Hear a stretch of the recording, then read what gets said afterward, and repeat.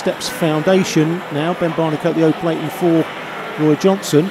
But I've no doubt that Callum O'Keefe will have already caught the eye of Martin Hines, who is involved with the foundation and spotting the talent. And no doubt Martin will have the name of Callum O'Keefe penned down firmly in his book somewhere.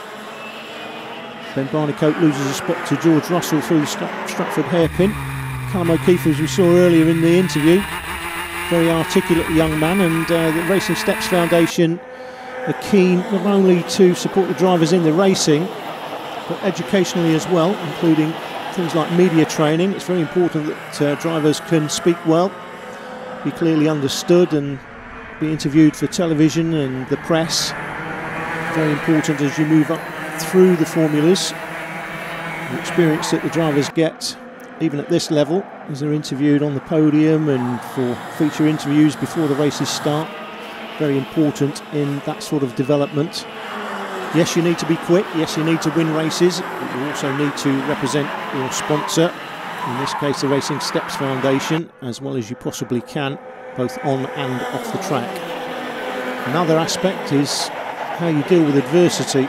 It's easy to be all singing, all dancing when things are going well, but how do you deal with things when they're not going well?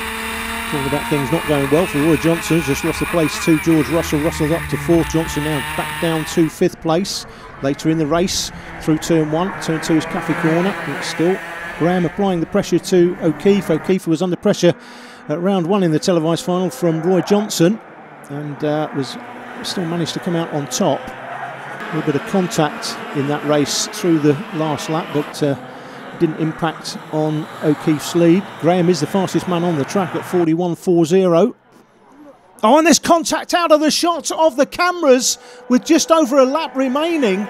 Didn't see what happened there, but it looks like there's been some contact, and O'Keefe has run wide through the chicane, and Matthew Graham has bagged himself the lead. He goes through the line this time. Last lap.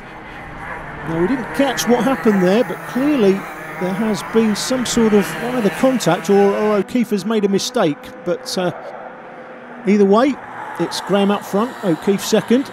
Here comes Russell up the inside of Phibbs through Stratford hairpin on the last lap, and Phibbs has allowed Russell up the inside, possibly to take that 3rd and final podium spot. What can Phibbs do about it? I think George Russell is going to be far too experienced. He's going to take the narrow line. Phibbs looks for the switchback outside through Hanger. That doesn't usually work.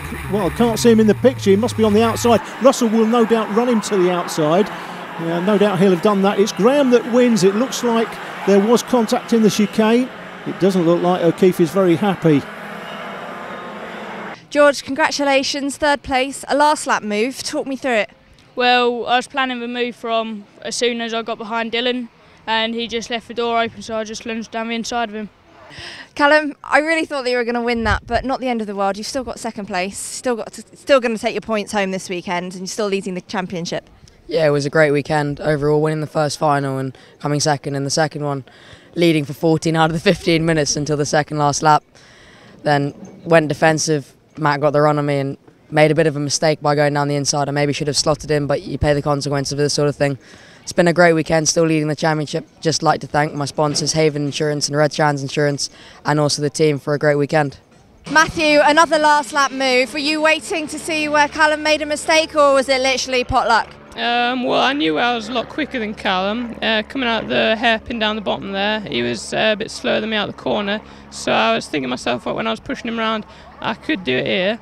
And on the last lap, or second last lap, sorry, he defended going in and kept it tight all the way around. And I went on the outside of him, which meant he had the line for the first bit, but not for the second bit.